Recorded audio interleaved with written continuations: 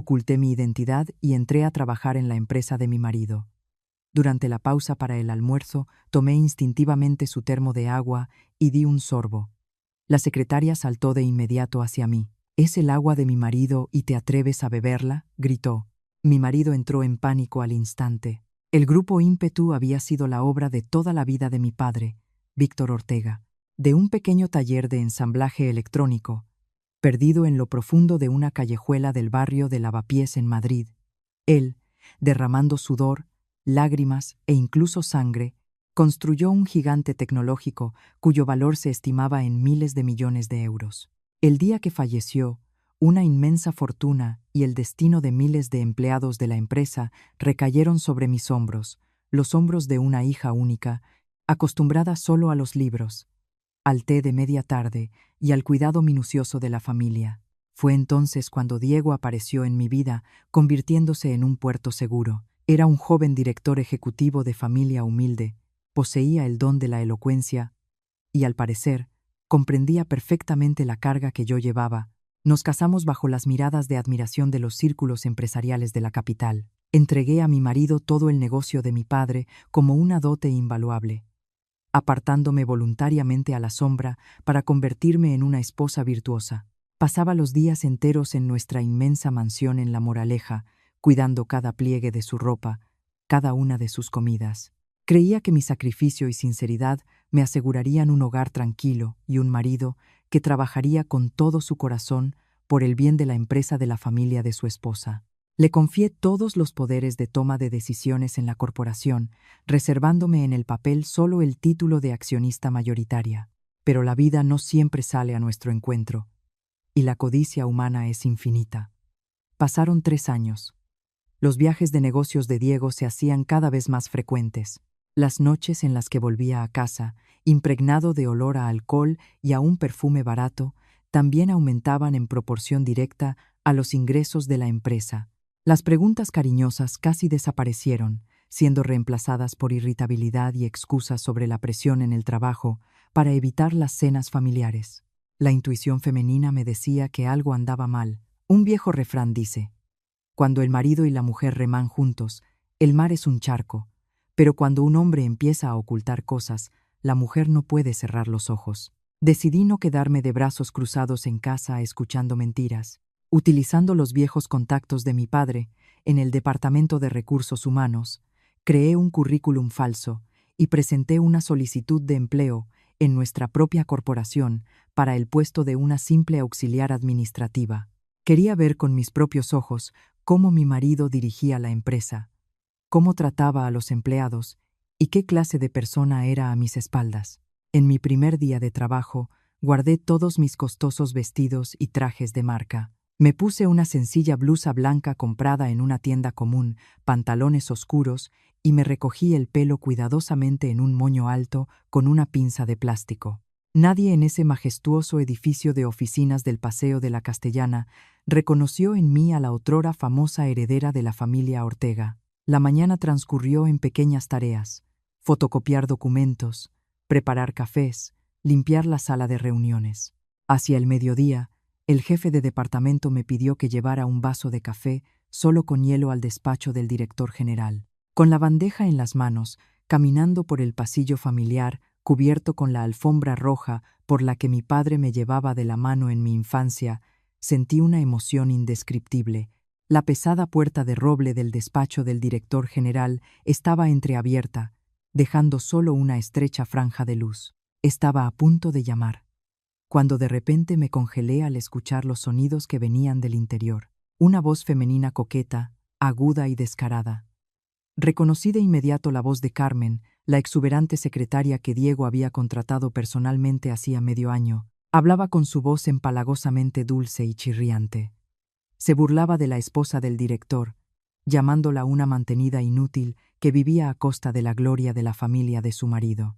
Decía que, durante años, lo único que hacía era sentarse en la cocina, sin saber a qué sabía el mundo de los negocios. Alardeaba de que era ella su verdadera mano derecha, una mujer moderna y digna de estar junto al director general para conquistar nuevas cimas.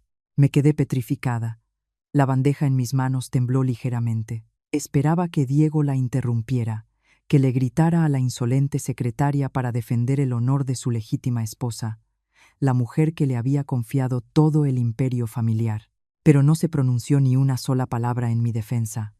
En su lugar, resonó la risa baja y burlona de Diego. Empezó a darle la razón a las palabras de su amante. Me llamó una mujer insípida.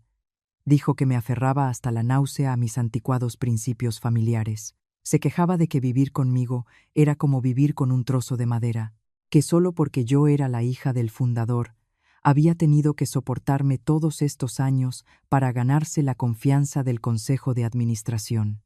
Le prometió a Carmen el oro y el moro. Decía que faltaba muy poco, que cuando todos los asuntos estuvieran resueltos, me echaría a la calle, le daría a ella el estatus oficial y le permitiría entrar triunfante en la alta sociedad madrileña. El café solo con hielo salpicó violentamente en el vaso sobre la bandeja.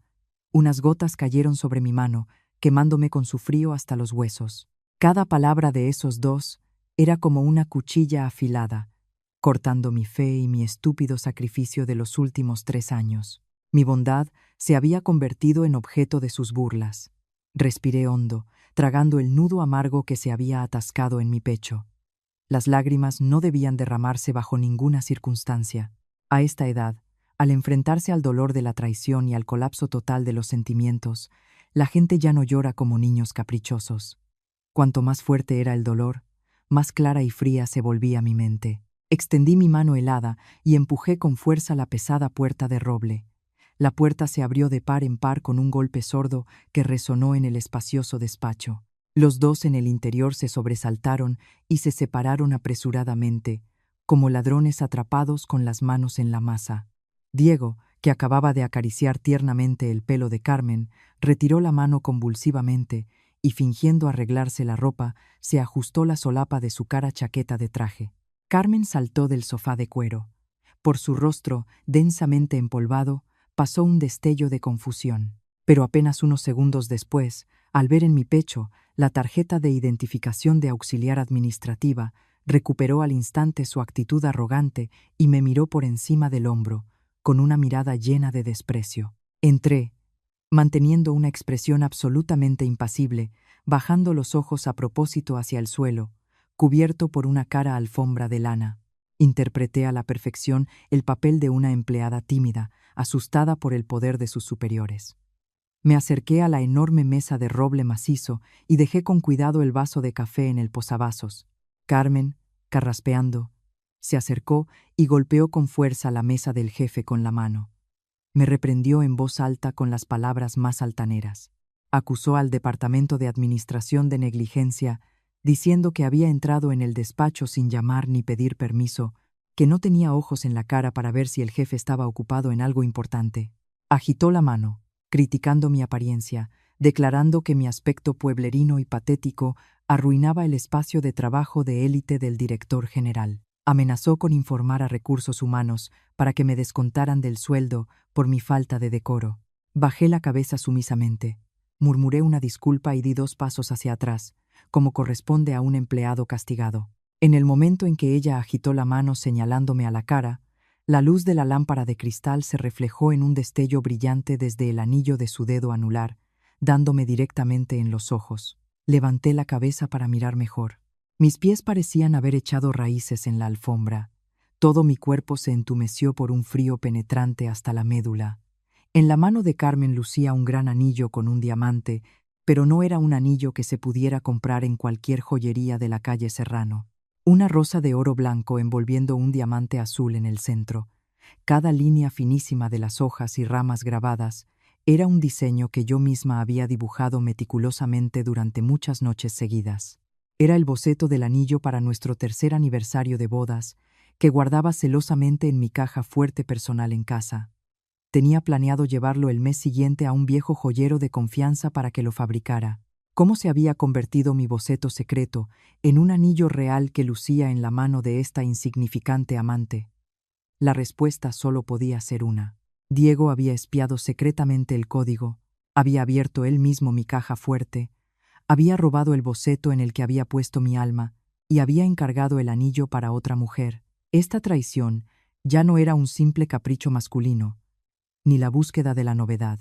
Regalar el boceto del anillo de aniversario de su esposa a su amante, humillar a sus espaldas a su cónyuge legítima, prometer un futuro a una tercera persona. Todos estos actos iban mucho más allá de un engaño ordinario. Me di cuenta de algo mucho más terrible. No solo se acostaban en secreto a mis espaldas, estaban llevando a cabo una conspiración perversa y bien calculada. Carmen no era solo una chicazuela que se había metido en una familia ajena por dinero de bolsillo. Era un cuco astuto, esperando el día para empujar a la dueña del nido y apoderarse de todo su patrimonio.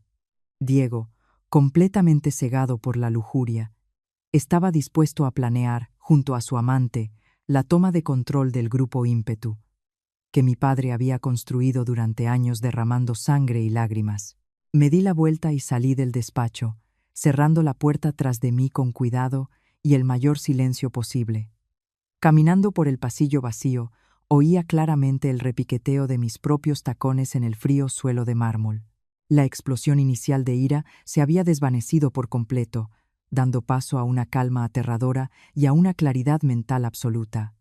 El enemigo había mostrado su verdadero rostro de la manera más descarada. Ya no podía seguir siendo la esposa obediente y ciega. Debía proteger el patrimonio de mi padre a toda costa. Les demostraría que la hija de Víctor Ortega no es de esas mujeres débiles a las que es fácil pisotear. Esta batalla a muerte comenzó oficialmente en el momento en que se cerró la puerta de roble. La pausa para el almuerzo, en la sede central del grupo ímpetu, siempre era el momento más animado del día. El inmenso comedor de la sexta planta estaba claramente dividido en dos zonas, lo que reflejaba con exactitud la jerarquía de poder en la oficina. Por un lado, filas de mesas y sillas de madera prensada muy juntas para cientos de empleados rasos de diferentes departamentos. Por otro, una zona con lujosos sillones tapizados en cara piel de vacuno y una cálida iluminación amarillenta, reservada exclusivamente para la alta dirección y los jefes de departamento. La división de clases en la empresa se manifestaba aquí de la forma más evidente y despiadada. Llevaba mi bandeja con un modesto menú del día, pasando entre las ruidosas filas de personas que reían y hablaban. Mi mirada no estaba fija en la comida, sino directamente en la zona de los sillones de cuero. Allí estaba sentada Carmen, con las piernas cruzadas y el orgullo de una verdadera reina. A su alrededor revoloteaban varios jefes de equipo, haciéndole la pelota, sirviéndole comida y echándole agua. Sobre la elegante mesa de cristal frente a ella, destacaba un termo negro mate, exquisitamente grabado con una D estilizada. Al ver ese termo, la sangre me hirvió. Era el termo que yo había encargado con gran esfuerzo a un artesano en el extranjero, pidiendo personalmente que grabaran el nombre de Diego, para que lo llevara cada día al trabajo. El hecho de que una simple secretaria tuviera abiertamente en su mesa de almuerzo un objeto tan personal del director general, a la vista de tantos subordinados, era una afirmación descarada y desvergonzada de sus derechos. Ya no se escondían de nadie, demostrando abiertamente su sucia relación a plena luz del día. Respiré hondo para calmar mi respiración y ralentizar los latidos de mi corazón. Cambié bruscamente de dirección y, con pasos seguros, me dirigí directamente a la zona de la alta dirección. Al pasar por la mesa de Carmen, me detuve a propósito. Todas las miradas de los aduladores se clavaron de inmediato en mí con una expresión de irritación y desprecio. Que una empleada rasa se atreviera a acercarse a la zona VIP era un tabú estrictísimo allí. Con total imperturbabilidad, dejé mi bandeja en una mesa vacía contigua, extendí la mano, agarré el termo negro mate, desenrosqué la tapa y di un gran trago. El té negro con tomillo de su interior aún estaba caliente. El familiar sabor amargo, que yo misma había preparado temprano esa mañana, se sintió claramente en la punta de mi lengua. La atmósfera a mi alrededor se congeló al instante, como si la hubiera atravesado una corriente glacial.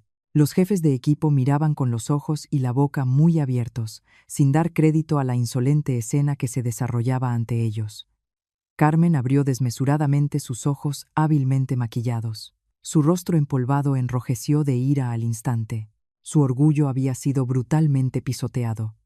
Se levantó de un salto, agitó el brazo y con enorme fuerza tiró mi bandeja al suelo.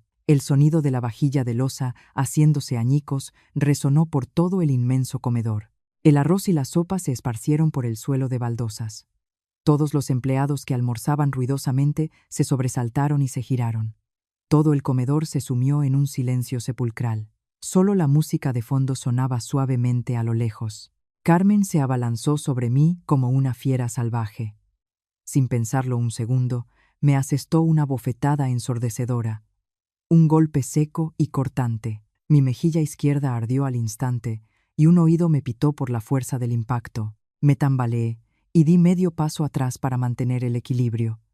Un regusto dulzón a sangre se mezcló en mi boca con el amargor del té de tomillo. Carmen, con las manos en las caderas, me señaló con el dedo de su falso anillo de diamantes. Me gritó con las palabras más barriobajeras y vulgares. Me llamó empleada insignificante y sucia, que había tenido la desfachatez de tocar las cosas personales del director general. Chillaba a la vista de cientos de empleados que nos rodeaban que ese agua era de su marido, y que alguien como yo no tenía ningún derecho a tocar ni siquiera la carcasa del termo. Todo el comedor contuvo la respiración. Nadie se atrevió a emitir un sonido en mi defensa. Me miraban con lástima, mezclada con el miedo, ante el poder absoluto de la amante del director general. Me erguí y con el dorso de la mano me limpié lentamente la sangre de la comisura de los labios. El dolor físico no me importaba en absoluto. Al contrario, esta bofetada, la insolencia y estupidez de Carmen habían llegado a su punto álgido, y acababa de cavar su propia tumba con sus propias manos ante los ojos de toda la plantilla de la empresa. La multitud de empleados se apartó instintivamente, formando un pequeño pasillo. Todas las miradas se dirigieron simultáneamente hacia los ascensores. Por la entrada principal del comedor corría con pasos apresurados Diego. Al escuchar el ruido de la vajilla rota y el grito estridente de su amante, que llegaba hasta el pasillo, se vio obligado a aparecer como líder de la empresa para resolver el problema y apagar el incendio, a fin de salvar la cara de la dirección. El rostro de Diego mostraba al principio la contrariedad y la irritación de un directivo al que sus subordinados habían molestado durante su valiosa pausa para comer. Apartó con autoridad a la multitud y avanzó directamente hacia el epicentro del alboroto. Cuando su mirada irritada recorrió el campo de batalla con la bandeja rota y el charco de sopa en el suelo, y luego se detuvo lentamente en la figura de la mujer que estaba de pie con la mano presionada contra la mejilla hinchada, los pies de Diego se congelaron de repente, como si hubiera pisado una mina. Toda la sangre huyó instantáneamente de su apuesto rostro, que en una fracción de segundo se volvió gris como el de un difunto sin enterrar. Sus pupilas se redujeron a puntos minúsculos y se clavaron en mi rostro impasible. Todo el alto cuerpo del importante director general se petrificó de repente, como una estatua esculpida en medio de la sala. Sus brazos caídos empezaron a temblar violentamente. Sus dedos se contraían convulsivamente por el terror extremo. Carmen, completamente cegada por la ira y los celos de poder, no notó en absoluto el espantoso cambio en el rostro de su amante. Al ver a su pilar de apoyo, empezó a interpretar aún más el papel de víctima. Corrió, se colgó del brazo de Diego, apretando coquetamente su pecho contra el hombro de él. Me señalaba con el dedo, sin dejar de gritar y exigir que Diego llamara inmediatamente a seguridad y echara a aquella ramera insolente del edificio.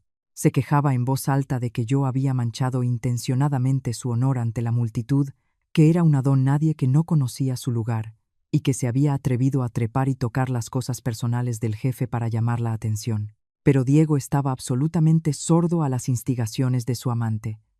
No respondía ni hacía ningún gesto tranquilizador hacia ella. Parecía un hombre al que la muerte le hubiera apretado la garganta. Sus labios se movían constantemente, como los de un pez fuera del agua, pero no podía emitir ni un solo sonido articulado para salvar la situación. Su mirada, fija en mí, estaba llena de pánico extremo y de la más profunda confusión. Entendía perfectamente quién era aquella mujer de sencilla blusa blanca a la que su amante acababa de abofetear delante de él.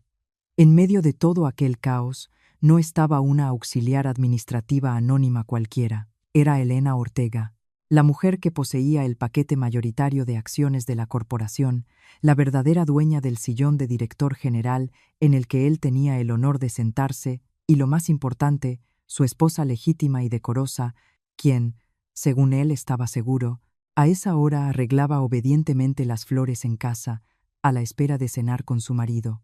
Aparté la mano de mi mejilla izquierda, revelando las 5 marcas rojas de los dedos sobre mi piel pálida. Levanté la cabeza con orgullo y miré directamente a sus ojos que correteaban frenéticamente. Las comisuras de mis labios se curvaron lentamente hacia arriba, formando una sonrisa fría y despectiva. Esa sonrisa era la sentencia de muerte para su carrera y su honor. No lloré, no monté una escena de histeria, no me lancé a pelear ni me rasgué las vestiduras. No era una mujer enloquecida. Utilicé precisamente mi silencio, afilado como una cuchilla, para cortar cada nervio de pánico del traidor. Diego dio un paso atrás, tragando saliva con dificultad.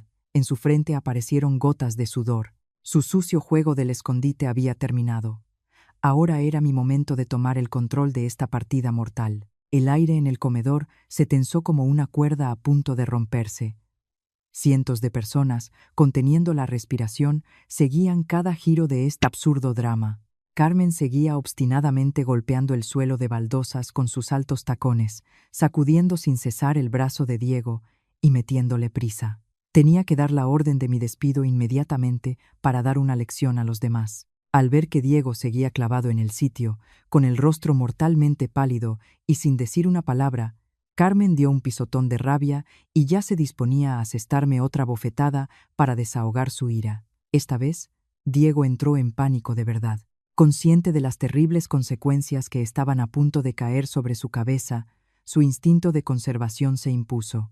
Tiró con fuerza del brazo de Carmen, tan fuerte que ella perdió el equilibrio y estuvo a punto de caer hacia atrás. Carmen miró a Diego con asombro. Se enderezó y empezó a discutir a gritos, preguntándole por qué le impedía dar su merecido a aquella descarada Pelagatos. Lo absurdo y la arrogancia ilimitada de Carmen en ese momento la convirtieron en la peor actriz de una comedia barata, dejándola en ridículo. Levanté la mano. Me aparté un mechón de pelo de la frente tras la oreja, me enderecé la espalda y hablé en voz alta. Mis palabras fueron muy lentas y claras. Su eco fue lo bastante fuerte como para que cientos de empleados reunidos en el comedor oyeran cada palabra sin excepción. Miré directamente a la cara de Carmen y le recordé en voz alta a esta exuberante secretaria que el título de marido, que gritaba con tanto orgullo en público, se lo había apropiado demasiado pronto y de forma completamente errónea. Declaré con firmeza que la esposa legítima del director general, Diego Romero, la única cuyo nombre figuraba en el certificado de matrimonio expedido por el Estado y que era la nuera legal y oficial de la familia Romero, era una mujer completamente distinta, y que ella, en el fondo, no era más que una descarada tercera en discordia que estaba destruyendo una familia ajena. ¿Con qué base legal exigía despedir aquí a un empleado? ¿Qué autoridad tenía para comportarse como una reina en el grupo ímpetu, como si fuera su propiedad personal? La multitud de empleados estalló de inmediato. Los murmullos y los chismes se alzaron como en un avispero alborotado. La información que acababa de revelar estaba más allá de la imaginación de los asalariados comunes. Las miradas que antes me expresaban lástima, ahora se volvieron hacia Carmen con curiosidad, desprecio y abierta burla. El estatus de futura señora de la casa, que ella había construido tan esmeradamente gastando dinero en sobornar a la gente, se hizo añicos en un instante en medio de la humillación, hiriendo su reputación. Diego estaba tan asustado que le castañeteaban los dientes. Ya no se atrevía a mirarme a los ojos. El pánico a perder su puesto de director general, a perder la enorme fortuna que se estaba apropiando y a perder completamente su honor pesó más que toda la vanidad de aquel hombre traidor. A pesar de que Carmen se resistía desesperadamente y lloraba, exigiéndole explicaciones, Diego agarró con fuerza la muñeca de su amante, como con tenazas de hierro, y la arrastró fuera del comedor, como a un delincuente que huye de un gran incendio que consume todo a su paso. Mirando la patética y cobarde espalda de los dos traidores, sacudí ligeramente una mancha de mi manga blanca. Mi primer contraataque había dado en el blanco. Su falso ego había sido pisoteado sin piedad ante todo el personal de la empresa, pero en el fondo de mi corazón sabía que aquello era solo el preludio. Esta humillación no era nada. No podía expiar el sudor y la sangre de mi padre, que ellos pretendían destruir día tras día. Me di la vuelta y me alejé con orgullo y seguridad a través de la multitud, estupefacta hasta el límite, preparándome para el siguiente paso de mi trampa legal. En cuanto las aterrorizadas siluetas de Diego y Carmen desaparecieron tras las puertas del ascensor, el comedor aún no podía reponerse del shock. La jefa de Recursos Humanos, doña Ana Pérez, salió apresuradamente de la multitud, me agarró del brazo y me arrastró a un rincón apartado junto a la escalera de incendios. Doña Ana era una mujer de mediana edad que trabajaba en el grupo Ímpetu desde los primeros días, cuando mi padre apenas empezaba su negocio. Tenía un carácter afable, siempre buscaba la paz y la concordia, y durante toda su vida laboral había tratado de evitar cualquier conflicto en el peligroso mundo de las intrigas corporativas. Me soltó la mano y suspiró pesadamente.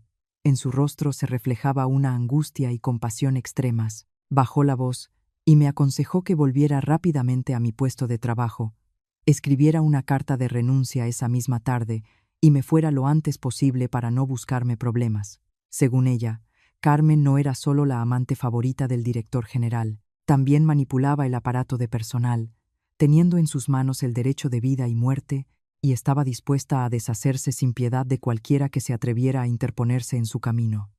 Me dijo que había actuado de forma estúpida al meter la mano directamente en el avispero. Mi estatus de empleada rasa en periodo de prueba no me daba absolutamente ninguna posibilidad de luchar contra la autoritaria y despótica camarilla. Me quedé en silencio escuchando, comprendiendo la sinceridad de doña Ana, pero ella ni siquiera sospechaba quién era en realidad la pequeña mujer que tenía ante sí, ni qué sangre tan fuerte corría por sus venas. En lugar de dar explicaciones, saqué tranquilamente mi smartphone del bolsillo de los pantalones. La pantalla se iluminó, deslicé el dedo y pulsé el botón de reproducción del archivo de audio que acababa de grabar en secreto. Toda la escena del enfrentamiento, desde los vulgares insultos de Carmen al estilo de una verdulera de mercado, hasta el sonido de la vajilla haciéndose añicos en el suelo, e incluso el sonido de la ensordecedora bofetada en mi mejilla. Todo estaba grabado con una claridad y un realismo extremos. La grabación era de tan alta calidad que incluso se podía oír la respiración feroz de la amante en el momento de tomar impulso para pegar.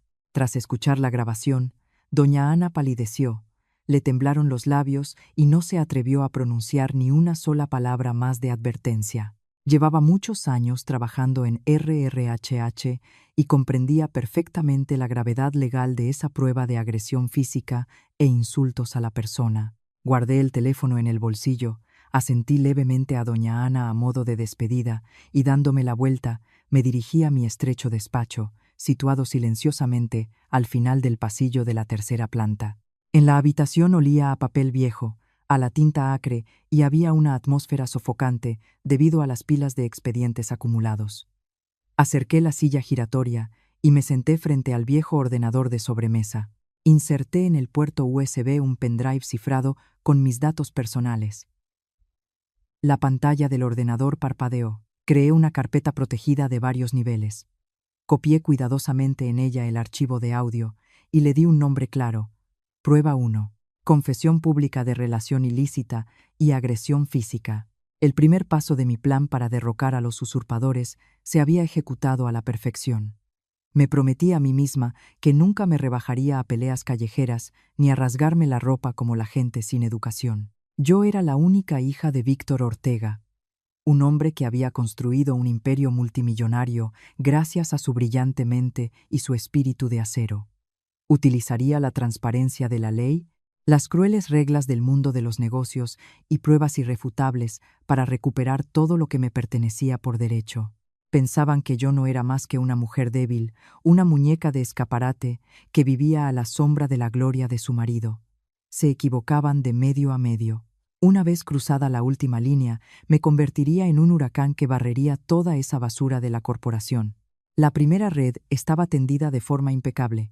Una trampa para las ratas que roían el patrimonio. En vida, mi padre fue un empresario con visión de futuro, que siempre preveía cualquier imprevisto en el campo de minas del mundo empresarial. Antes de morir de una grave enfermedad, me llamó en secreto a su despacho y me entregó la cuenta de administrador de sistemas de máximo nivel, una llave digital cifrada de cuya existencia ni siquiera el actual director de TI de la corporación tenía conocimiento. Este acceso supremo me permitía ver y extraer cualquier dato, desde los correos electrónicos internos hasta los libros de contabilidad del grupo ímpetu, sin dejar ningún rastro electrónico. A última hora de la tarde de ese mismo día, cuando el departamento de administración ya se había vaciado, me senté a solas en el rincón poco iluminado de la oficina. Conecté el token autenticador en el ordenador y tecleé la compleja contraseña de 64 caracteres. La pantalla cambió instantáneamente a una silenciosa interfaz de administrador con fondo negro y letras verdes. La función de búsqueda se activó. Empecé a revisar todo el historial de correos electrónicos, mensajes internos y el sistema de aprobación de gastos de Diego durante todos sus 3 años de mandato. Las cifras y documentos que aparecían en la pantalla hacían que mi estómago se encogiera de asco. La codicia humana es más despiadada que cualquier arma. Descargué todas las facturas de suites presidenciales en hoteles de 5 estrellas como el Ritz y el Palace en el centro de Madrid. Los tickets de compra de bolsos de diseño de piel de cocodrilo de Loewe, facturas de relojes caros con diamantes. Todos estos gastos desenfrenados estaban hábilmente camuflados por Diego bajo el concepto de gastos de representación de la empresa, vaciando descaradamente el fondo para viajes de negocios. Incluso, en los mensajes sobre cuestiones laborales en el sistema corporativo, utilizaban jerga, llamándose descaradamente el uno al otro maridito y mujercita. Recopilé todos estos documentos y los guardé en la carpeta protegida bajo el nombre Prueba 2. La corrupción no se limitaba al uso de dinero público para mantener a una amante. Indagué más a fondo en el flujo de inversiones en proyectos conjuntos. Decenas de millones de euros de los fondos del grupo ímpetu habían sido aprobados directamente por Diego y transferidos a 3 empresas de medios de comunicación de nueva creación bajo la apariencia de contratos de promoción de marca. Copié sus NIF y comprobé inmediatamente la información de registro de esas 3 empresas en el portal mercantil nacional. El velo del misterio cayó. Los representantes legales de las 3 empresas ficticias eran personas con el apellido Fernández, con la misma dirección de registro, que coincidía plenamente con el nombre del hermano y la madre de Carmen. Los activos principales de la corporación habían sido desviados ilegalmente y redistribuidos de forma muy astuta, a gran escala y de manera sistemática. Ya no se trataba de una simple infracción de la moral familiar. Eran desfalcos e infracciones deliberadas de las normas que provocaban graves pérdidas financieras. Fotografié meticulosamente todos los extractos bancarios y contratos ficticios, guardándolos como prueba 3. El delito de conspiración para el desvío ilícito de activos era tan claro como el agua, y suficiente para enviarlos a la cárcel una buena decena de años. Cuanto más hojeaba esos sucios documentos, más comprendía que mis 3 años de paciencia habían sido el mayor insulto a la memoria de mi padre. Cuando todas las pruebas financieras estuvieron guardadas de forma segura en el pendrive cifrado, ya me disponía a desconectarme del sistema cuando, de repente, recordé un secreto más. En vida, para evitar la infiltración de espías industriales y el robo de tecnologías clave, mi padre ordenó personalmente a sus técnicos de confianza que instalaran una microcámara oculta en una de las ranuras de la lámpara de cristal del despacho del director general. Ese dispositivo funcionaba de forma autónoma, transmitiendo los datos directamente a un servidor seguro independiente. Irónicamente, hoy ese avanzado sistema de seguridad se convirtió en mi herramienta más poderosa. Accedí al servidor de almacenamiento de datos de la cámara y filtré cuidadosamente las grabaciones de los últimos 3 meses. Pasé rápido las aburridas reuniones y mi dedo se detuvo en un video grabado a altas horas de la noche, exactamente hacía 2 meses. En la pantalla de alta resolución se veía claramente a Diego y Carmen. Se abrazaban y rodaban por el sofá de piel natural, valorado en cientos de miles de euros. Justo en el sagrado despacho de trabajo, el sonido se había grabado con gran nitidez. Carmen no dejaba de acariciar el pecho de Diego. Con tono caprichoso, le metía prisa para que encontrara pronto la forma de echar a la vieja esposa de casa y llevarla a ella a la familia.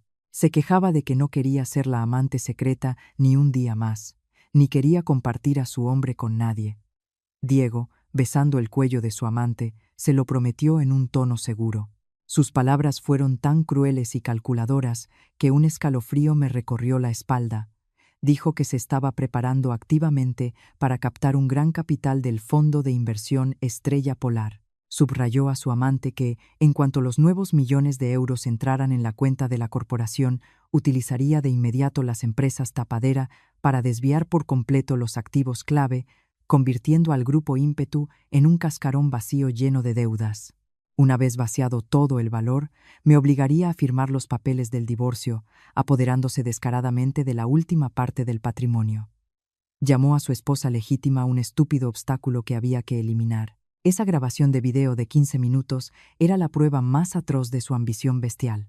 Guardé el archivo de video completo en alta resolución y lo llamé Prueba 4. Al mirar la pantalla negra y apagada del ordenador, sentí que toda la compasión o los restos de sentimientos conyugales que aún latían en mi corazón se habían reducido a cenizas. No había lugar para el perdón. Saqué el pendrive del puerto y lo escondí cuidadosamente en lo más profundo de un bolsillo secreto de mi bolso. La red estaba tendida en todos los caminos. Había llegado el momento de recoger la gran captura y sacar a los criminales a la luz para que respondieran por todo lo que habían hecho. Atardecía. En las calles de Madrid empezaban a encenderse las farolas. Después del trabajo, no pedí enseguida un taxi hacia el chalet de La Moraleja.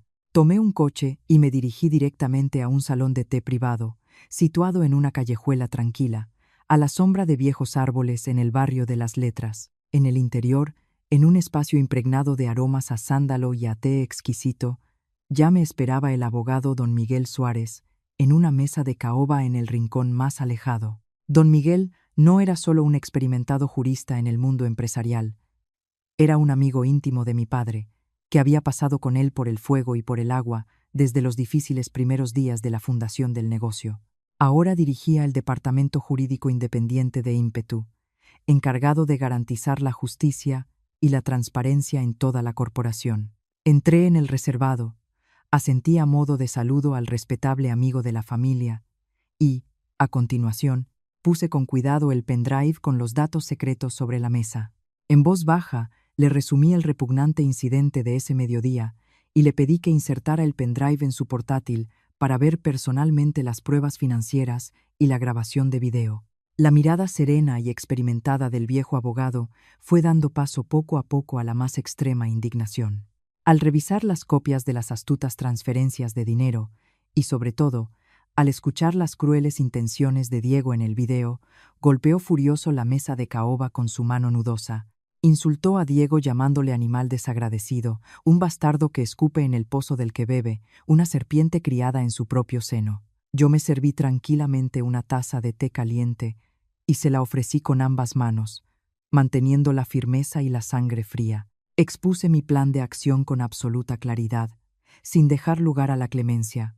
Primer objetivo: Diego debía irse del grupo Ímpetu con las manos vacías, restituyendo todas las pérdidas. Segundo objetivo: yo recuperaría oficialmente mi estatus de accionista mayoritaria y retomaría el control total de la corporación antes de la ronda de captación de inversiones. Último objetivo: preparar los documentos para incoar un proceso penal y llevar a Carmen y a sus cómplices de la red de empresas ficticias ante los tribunales. Don Miguel Suárez accedió incondicionalmente. En sus ojos brilló la admiración por el valor de su joven protegida. Prometió no dormir en toda la noche para redactar él mismo la demanda de divorcio unilateral con las condiciones más duras, así como preparar un informe secreto para la comisión de auditoría de la empresa, exigiendo el embargo de los activos.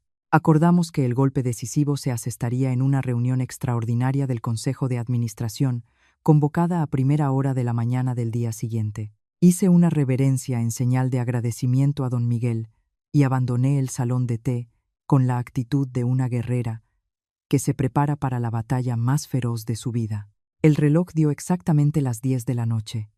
El taxi se detuvo ante la enorme verja de hierro de la lujosa mansión en La Moraleja.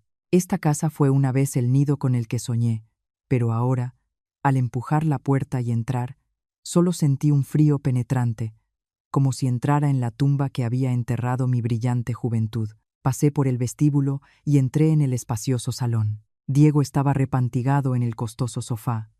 El cenicero sobre la mesa de cristal estaba lleno de colillas ennegrecidas. Al verme, apagó de inmediato el cigarrillo y se levantó apresuradamente con su habitual expresión de fingida preocupación en el rostro.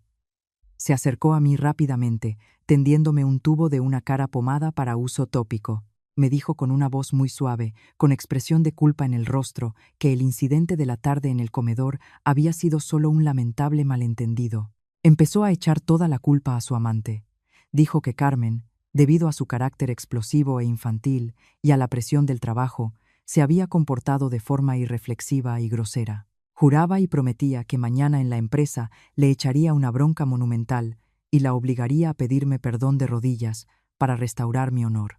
Interpretaba el papel del marido indefenso, afligido en lo más profundo de su alma porque a su amada esposa la hubiera ofendido una subordinada. Me crucé de brazos, negándome rotundamente a aceptar aquel tubo de pomada manchado de suciedad. Me quedé inmóvil, observando fríamente cómo terminaba de interpretar su patética farsa. Cuando acabó, le pregunté bruscamente de qué malentendido en concreto estaba hablando. ¿Del hecho de que había forzado mi caja fuerte y convertido el boceto de nuestro anillo de aniversario en un regalo para su amante? ¿O del hecho de que estaba creando en secreto empresas ficticias para desviar los activos de la corporación y planeaba echarme a la calle, sin un céntimo, después del divorcio? Al oír estas palabras, afiladas como navajas, que destapaban sus entrañas, Diego se congeló y dejó caer el tubo de pomada sobre la alfombra. La sonrisa solícita de su rostro se paralizó al instante. Sus ojos se abrieron de par en par por el terror. Abrí lentamente mi bolso, saqué el fajo de nítidas fotografías en color y las tiré sobre la mesa de cristal. Eran los fotogramas del video, captándolo mientras se abrazaba y tramaba sus sucios planes con su depravada secretaria. Le miré directamente a los ojos. Mi voz carecía de cualquier emoción. Pronuncié mi ultimátum, exigiéndole que se preparara para rendir cuentas ante la ley. La farsa del marido ejemplar había terminado oficialmente, dando paso al castigo merecido. En el salón se hizo un silencio tan profundo que se oía el zumbido del aire acondicionado en la esquina. Diego se inclinó, tomó con manos temblorosas el fajo de fotos en color y, cuanto más miraba, más cambiaba su rostro de la palidez al carmesí por la humillación y la rabia. La verdadera esencia del hombre codicioso, acorralado, se manifestó por fin. Arrojó las fotos a la mesa, levantó la cabeza y me miró con ferocidad. Su actitud cambió por completo. Me apuntó a la cara con el dedo y siseó amenazadoramente. Me llamó víbora calculadora por haberme atrevido a contratar a gente para espiar e investigar a mi propio marido. Se golpeaba el pecho, afirmando que durante los últimos 3 años, de no haber sido por él trabajando hasta altas horas de la noche, el grupo ímpetu habría quebrado hacía mucho tiempo. Se creía el protagonista absoluto, con derecho a arrebatarlo todo. Decía que una simple ama de casa, como yo, no tenía ninguna posibilidad de enfrentarse a él. Exigió que destruyera todos los documentos y siguiera siendo la mujer decorativa y obediente. De lo contrario, me quitaría todo el patrimonio y me echaría a la calle sin un duro. Me eché a reír a carcajadas. Mi risa, clara, pero llena de extremo desprecio, resonó en el silencio de la noche. Di un paso adelante, quedando cara a cara con su mirada enfurecida. Sus vacías amenazas no me asustaban lo más mínimo. Miré directamente al rostro desencajado del hombre al que una vez llamé marido, al que amé con todo mi corazón. Los sentimientos conyugales ahora se habían convertido en un montón de cenizas frías. Hablé con un tono glacial, anunciando en voz alta mi ultimátum. Exigí que antes de las 12 del mediodía del día siguiente firmara personalmente la orden de despido disciplinario de Carmen Fernández. Simultáneamente, debía presentar de inmediato un informe completo de los bienes gananciales y devolver todos los fondos malversados de la caja común. Si lo hacía, consideraría la posibilidad de un divorcio amistoso para salvarle los restos de dignidad ante los empleados. Al oír esto, Diego enrojeció de furia, agitó el brazo, volcando el vaso de agua que había en la mesa, y se negó bruscamente, utilizando las expresiones más soeces. Dijo que yo tenía delirios de grandeza, que estaba abusando de mi posición. Me gruñó que desapareciera de su vista esa misma noche y me prohibió volver a aparecer por la empresa ni una sola vez más. No discutí más. Me agaché tranquilamente, recogí mi bolso y salí por la puerta principal. El repiqueteo de mis tacones resonó acompasadamente sobre los adoquines del patio. En el bolsillo de mi chaqueta parpadeaba la luz roja de la minigrabadora. Todas sus amenazas sobre la apropiación del patrimonio y su desafiante desprecio por la ley habían quedado completamente grabados, convirtiéndose en el último golpe irrefutable. A la mañana siguiente, el cielo sobre Madrid estaba inusualmente despejado. La brillante luz del sol se filtraba por las cortinas de la ventana de la habitación del hotel donde me había alojado temporalmente a pasar la noche. Me desperté temprano y me puse frente al gran espejo para arreglarme. Hoy ya no era el día de la tímida y débil empleada administrativa. Elegí un estricto traje sastre femenino color burdeos, cuyas líneas elegantes realzaban mi figura esbelta pero fuerte. Los zapatos negros de tacón de aguja marcaban el ritmo con orgullo. Me recogí el pelo en un moño clásico y alto y me pinté los labios con un rojo intenso. La imagen de la dueña del grupo ímpetu había despertado definitivamente, lista para el combate. Exactamente a las 8 de la mañana, el taxi se detuvo ante la entrada principal de la corporación. Bajé del coche y pasé con dignidad por las puertas giratorias de cristal. Mi radical transformación hizo que las chicas de la recepción me miraran sin parpadear. No reconocieron en absoluto en aquella elegante mujer a la misma empleada que el día anterior había sido abofeteada en el comedor. No presté atención a las miradas curiosas de mi alrededor, dirigiéndome directamente a los ascensores de la dirección. En ese mismo instante, todos los ordenadores de los miles de empleados de la corporación recibieron simultáneamente un correo electrónico urgente del Sistema Interno de Recursos Humanos. El contenido del mensaje era extremadamente breve, pero tuvo el efecto de una bomba de relojería. La notificación anunciaba el cese fulminante de Carmen Fernández de su puesto de secretaria del director general, exigiéndole que entregara sus cosas de inmediato y abandonara el edificio. Aquel acontecimiento, como una piedra arrojada a un lago en calma, agitó todos los departamentos. Por todas partes resonó el murmullo de los cotilleos. Pero la cosa no quedó ahí. El sistema envió una segunda notificación, dirigida únicamente a la alta dirección.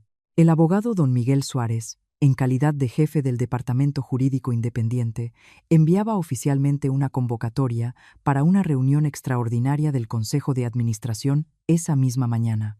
El motivo de la reunión estaba resaltado en rojo intenso: examen de la conducta moral y la responsabilidad financiera del director general. La verdadera tormenta había estallado, barriendo toda apariencia de falsa tranquilidad. Salí del ascensor en la planta más alta, donde se encontraba la gran sala de juntas del Consejo de Administración. El pasillo estaba vacío. Solo se oía el eco del repiqueteo de mis pasos. En las manos llevaba una carpeta de cartón rígido negro, llena de las pruebas irrefutables que don Miguel y yo habíamos preparado minuciosamente toda la noche. Mi corazón latía a un ritmo constante y seguro. Respiré hondo el aire frío, levanté la cabeza y me dirigí hacia las puertas de madera, 2 hojas macizas adornadas con tallas elegantes.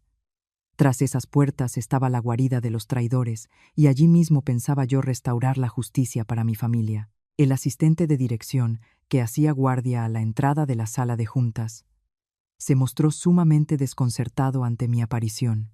Se apresuró a abrir los brazos, cerrándome el paso, y, tartamudeando, se disculpó, informando de que en el interior se estaba celebrando una reunión a puerta cerrada de la alta dirección. A los empleados sin la debida autorización les estaba terminantemente prohibido acercarse. Le dirigí una mirada penetrante. La presión invisible que emanaba de la mujer del traje burdeos obligó al asistente a retroceder y a bajar los brazos instintivamente. Le esquivé con total serenidad y empujé con ambas manos las pesadas puertas de roble. El chirrido de las bisagras sonó seco y cortante, rompiendo el tenso silencio del interior. Las puertas se abrieron de par en par. Todas las miradas de los influyentes miembros del Consejo de Administración y de la Comisión de Auditoría se clavaron simultáneamente en la intrusa. En la cabecera de la mesa, en la silla del presidente, estaba sentado Diego. Su rostro estaba demacrado, con los ojos inyectados en sangre por el insomnio y la ansiedad. Al verme entrar con ese aspecto, fue como si hubiera pisado una serpiente. Dio un fuerte puñetazo en la mesa, gritando a viva voz y ordenando a seguridad que sacara inmediatamente a la intrusa. Ignoré su furia impotente. Con pasos lentos y seguros, me acerqué al centro de la mesa ovalada de reuniones. Paseé la mirada por todos los viejos rostros sentados alrededor. La mayoría eran grandes accionistas, veteranos que junto a mi padre habían pasado por todas las dificultades de los inicios de la empresa. Me miraban con sorpresa. Algunos fruncían el ceño, intentando recordar los rasgos familiares en el rostro de la mujer que estaba ante ellos. Dejé con fuerza la carpeta negra sobre la mesa de cristal. El sonido seco atrajo la atención de todos. Me erguí, me apoyé con las manos en la mesa y hablé con una voz alta y clara. Mis palabras tenían el peso de la verdadera autoridad. Anuncié en voz alta mi verdadera identidad ante toda la dirección. Confirmé que yo era Elena Ortega, la única hija biológica del difunto presidente Víctor Ortega, fundador del Grupo Ímpetu. Anuncié asimismo mi estatus de representante legal, propietaria del 51% del paquete de control de las acciones, como principal accionista con voto decisivo. Por último, subrayé mi estatus de única esposa legítima del director general Diego Romero. Toda la sala se sumió en un silencio sepulcral. Mi declaración demolió por completo la falsa autoridad que Diego había construido afanosamente a lo largo de 3 años y dio oficialmente la vuelta a las cartas en aquella partida a muerte. La repentina aparición y la declaración de mi identidad causaron un auténtico shock en la sala de juntas. Diego, como herido por un rayo, se quedó paralizado, apretando los dientes hasta hacerse sangre. Abrió la boca para objetar, pero se le secó la garganta y no pudo emitir ni una palabra para salvarse. Los veteranos del Consejo de Administración empezaron a murmurar. Don Alejandro Torres, vicepresidente de la corporación y el hermano más cercano de mi padre, se levantó de un salto, se ajustó las gafas y se quedó mirándome. Sus ojos se llenaron de lágrimas al reconocer los rasgos de mi padre en mi rostro. No quise perder ni un segundo. Abrí la carpeta negra y repartí personalmente copias de las pruebas a cada miembro del consejo. Resonó el murmullo uniforme del paso de las páginas. Me quedé en medio de la sala y, con una voz afilada como una navaja, expuse claramente cada grave infracción de Diego. Presenté copias de las ingeniosas transferencias bancarias, demostrando que decenas de millones de euros del fondo de reserva habían sido detraídos ilegalmente por Diego y transferidos a 3 empresas ficticias de medios de comunicación. También señalé los vínculos familiares entre los representantes legales de esas empresas y la secretaria Carmen Fernández. La sucia verdad sobre la fuga de activos de la empresa para mantener a la amante quedaba claramente expuesta sobre el papel blanco con el sello azul del banco. Los honorables accionistas, especialmente don Alejandro Torres, cambiaban de semblante a medida que leían. El rostro de don Alejandro enrojeció de rabia. Su mano apretaba el papel con tanta fuerza que temblaba. Arrojó con fuerza la carpeta sobre la mesa, señaló a Diego y le insultó por su ingratitud y vileza, por robar el dinero ganado con el sudor y la sangre de sus hermanos de empresa. Diego, presa del pánico, el sudor frío le corría por la frente. Intentó desesperadamente justificarse con los argumentos menos convincentes. Discutió a gritos, afirmando que no se trataba más que de decisiones de inversión ordinarias, destinadas a ampliar la presencia mediática de la corporación antes de la captación de inversiones. Negó obstinadamente cualquier vínculo con grupos de intereses, acusándome de falsificar documentos para manchar su reputación por venganza personal. Su descarada obstinación llevó la tensión en la sala al límite. Todas las miradas se volvieron hacia mí a la espera del último contraataque. No mostré ningún enfado ante la insolente calumnia de Diego. Un hombre que se ahoga siempre se agarra a un clavo ardiendo. Sonreí fríamente, saqué el teléfono del bolsillo de la chaqueta y me acerqué tranquilamente al panel de control del proyector central. Conecté el cable, enviando la imagen de mi teléfono a la gran pared blanca del extremo de la mesa. La luz del proyector cayó sobre el pálido y aterrorizado rostro de Diego, creando un cuadro cruel y muy merecido. Pulsé el botón de reproducción del video. En la pantalla de alta resolución apareció la imagen de Diego y Carmen, abrazándose y rodando por el sofá en aquel mismo y sagrado despacho 2 meses atrás. El sonido de los altavoces de la sala de conferencias era de una nitidez absoluta. La voz estridente de la amante, exigiendo echar a la esposa de casa. Y entonces sonó lo más terrible, la voz fría y calculadora de Diego, exponiendo con firmeza su plan para desviar los activos clave. Hablaba claramente de su intención de utilizar el dinero del fondo de inversión Estrella Polar para vaciar ímpetu y luego obligarme a divorciarme para consumar su descarada usurpación. Las propias palabras de Diego en el video fueron el golpe mortal que atravesó todas sus falsas justificaciones. La sala estalló en indignación. Los accionistas neutrales, que hasta entonces habían guardado silencio, empezaron a golpear la mesa, protestando por la degradación moral y la grave violación de la ley por parte del director general. Don Alejandro Torres se irguió. Su rostro ardía de ira. Exigió a gritos detener inmediatamente la reunión para levantar acta. Diego perdió por completo la capacidad de resistirse. Las piernas le temblaron y se le doblaron, y toda su alta figura se desplomó en el sillón presidencial. Se agarró la cabeza con las manos. Su orgullo, su reputación y su ilusoria riqueza se habían desmoronado en apenas 15 minutos. El jefe de la comisión de auditoría se levantó y propuso en voz alta que el Consejo de Administración votara la destitución inmediata del director general Diego Romero de todos sus cargos directivos. Al mismo tiempo, todas las pruebas serían precintadas y enviadas directamente a la Unidad de Delincuencia Económica y Fiscal de la Policía.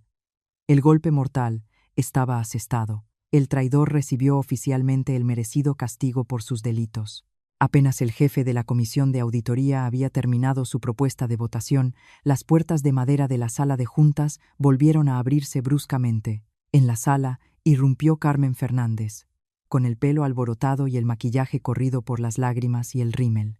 Ignoró por completo la presencia de decenas de influyentes accionistas, sentados en silencio alrededor de la mesa ovalada.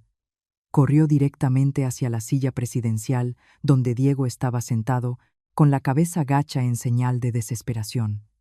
Le agarró por el caro cuello de la chaqueta, sollozando ruidosamente y exigiéndole que se levantara y defendiera su honor y la justicia. Lloriqueó a voz en grito, contando cómo Recursos Humanos había enviado a los guardias de seguridad a su mesa de trabajo por su cuenta y riesgo. Habían metido descaradamente sus cosas personales en una caja de cartón y la habían echado del edificio como a una delincuente.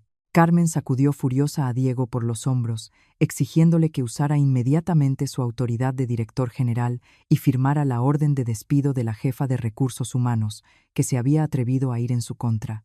Diego levantó lentamente la cabeza. Tenía los ojos inyectados en sangre, como un animal acorralado.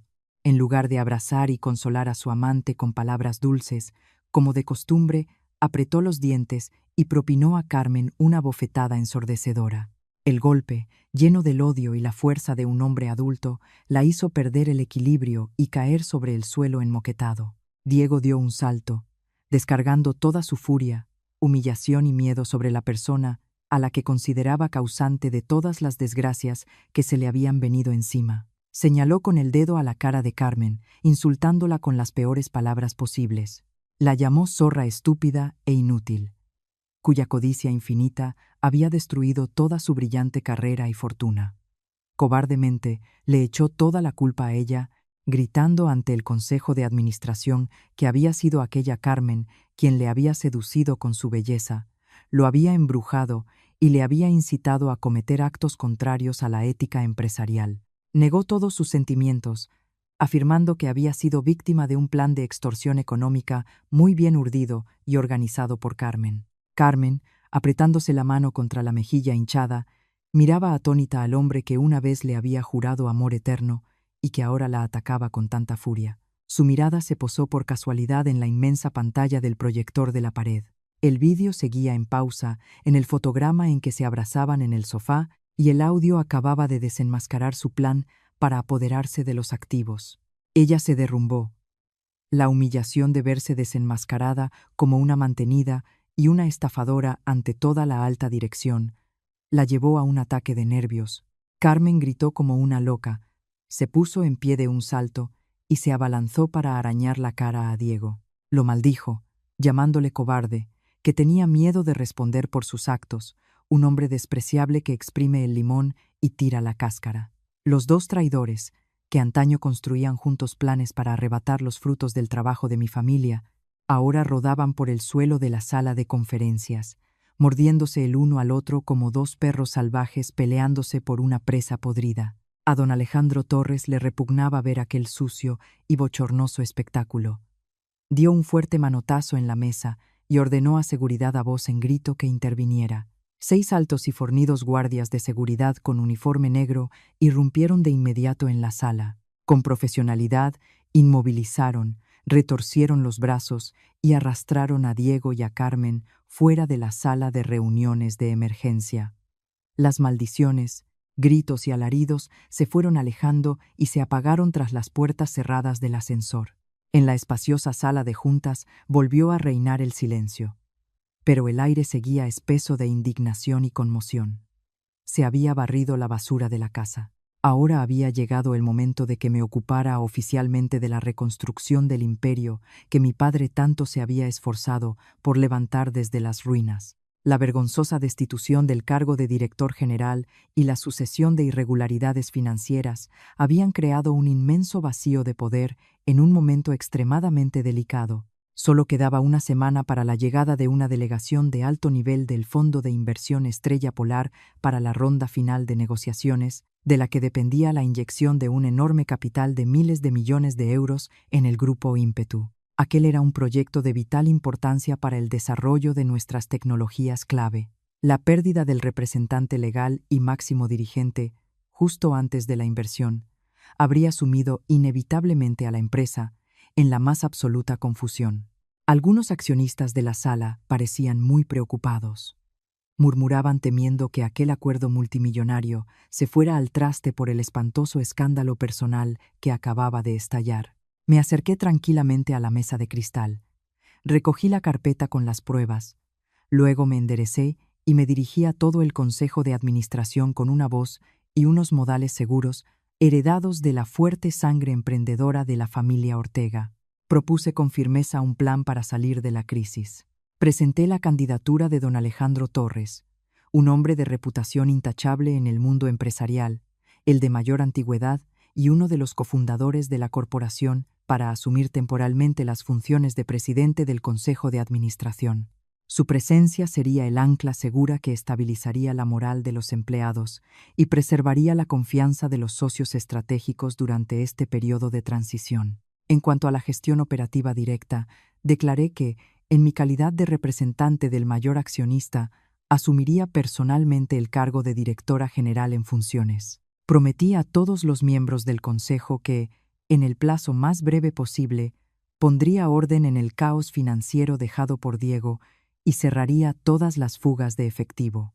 Además, encabezaría personalmente la delegación en las negociaciones y dialogaría directamente con los representantes del Fondo Estrella Polar. Para afianzar la confianza absoluta de todos los presentes, pedí al asistente que encendiera el proyector y expuse con claridad un plan de reestructuración de departamentos y optimización de beneficios. Ese era el legado estratégico fundamental dejado por mi padre como hoja de ruta, y que el abogado don Miguel Suárez y yo habíamos estado perfeccionando toda la noche, adaptándolo a la situación actual. Las cifras incisivas, mi perspicaz visión estratégica y mi determinación inquebrantable convencieron por completo incluso a los accionistas más veteranos y estrictos. Don Alejandro Torres asentía con aprobación. En sus ojos, tras las gafas, se leía el orgullo por su fuerte sobrina. El jefe de la comisión de auditoría procedió inmediatamente a la votación a mano alzada. El 100% de los miembros del Consejo de Administración levantó la mano en señal de acuerdo. La resolución de los nombramientos y destituciones se aprobó allí mismo. El documento entró en vigor con efecto inmediato. Desde el momento en que el mazo de madera golpeó la mesa, Elena Ortega cambió oficialmente el curso del juego. Legalmente, y por derecho propio, salió al cruel ruedo del mundo empresarial para proteger y hacer prosperar la inestimable herencia de su padre. Ese mismo día ordené al personal de administración que trasladara todos mis efectos personales de aquel estrecho cuartucho de la tercera planta directamente al espacioso despacho del director general. Lo primero que hice, tras tomar posesión de la oficina, fue llamar a una empresa de limpieza profesional para que desinfectara el lugar. Les ordené que sacaran y tiraran a la basura todo el conjunto de costosos muebles de cuero y que cambiaran todas las cortinas. Me negaba en redondo a que en el sagrado espacio de trabajo donde mi padre había trabajado una vez, quedara un solo rastro sucio de esos dos criminales. La gran limpieza interna comenzó bajo mi férrea dirección como nueva directora general en funciones. La noticia de que Diego había sido despojado de todos sus poderes y expulsado de la empresa por los guardias de seguridad se propagó como un incendio forestal en verano. Aquellos que en su día le habían hecho la pelota y colaborado estrechamente con él por beneficio personal, entraron en pánico de inmediato. Comprendían a la perfección que la red interna de ciberseguridad, que yo controlaba personalmente, había destapado todas las raíces de su trama de corrupción. A la mañana siguiente, el director financiero y el gerente de proyectos multimedia, un tal Fernando, con el rostro pálido y sin una gota de sangre, hacían cola frente a mi despacho. Traían consigo montones de carpetas con contabilidad B, entregando voluntariamente todas las pruebas de las órdenes ilegales de Diego.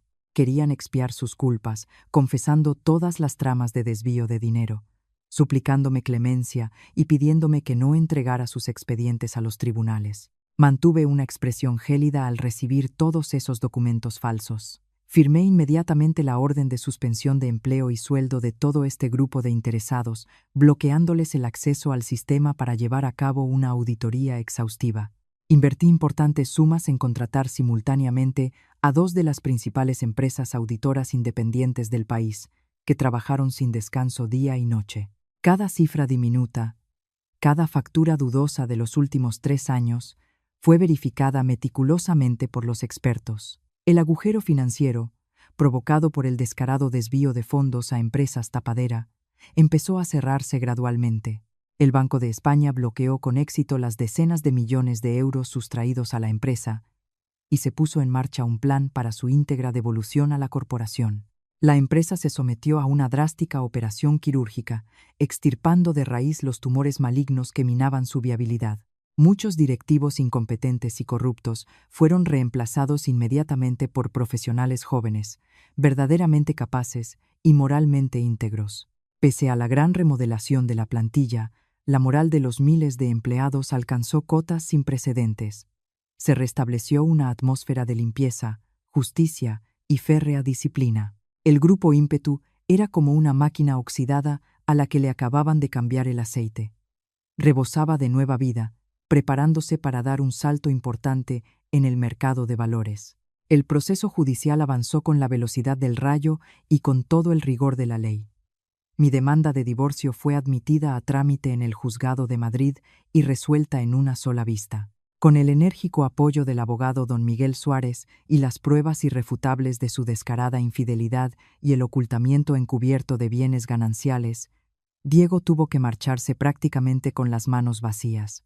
El tribunal le privó de todos los derechos sobre el chalet de La Moraleja. Además, recayó sobre él una inmensa deuda, ya que el juez le condenó a pagar una indemnización por daños y perjuicios y sufrimientos morales, y a devolver todos los fondos personales que se había apropiado. Pero la verdadera tragedia para este hombre codicioso no terminó en el juzgado de familia. Nada más finalizar el proceso de divorcio, entró en acción la unidad de delincuencia económica. Se dictó auto de procesamiento penal. A Diego le pusieron las esposas. Fue detenido por los cargos de apropiación indebida, estafa agravada y delito societario, causando perjuicios de especial gravedad. En el juicio penal público no quedó ni rastro de la antigua arrogancia y altanería del otrora todopoderoso director general. Diego, demacrado, compareció encorvado ante el juez. Mantuvo la cabeza baja, sin atreverse a levantar la mirada ante nadie. Cuando el juez leyó la sentencia a 15 años de prisión, su cruel cómplice, Carmen Fernández, tampoco pudo escapar de las redes de la justicia. La minuciosa investigación reveló que había sido un eslabón clave en la creación de la red de empresas pantalla, la falsificación de sellos oficiales y el cobro de comisiones ilegales a subcontratistas.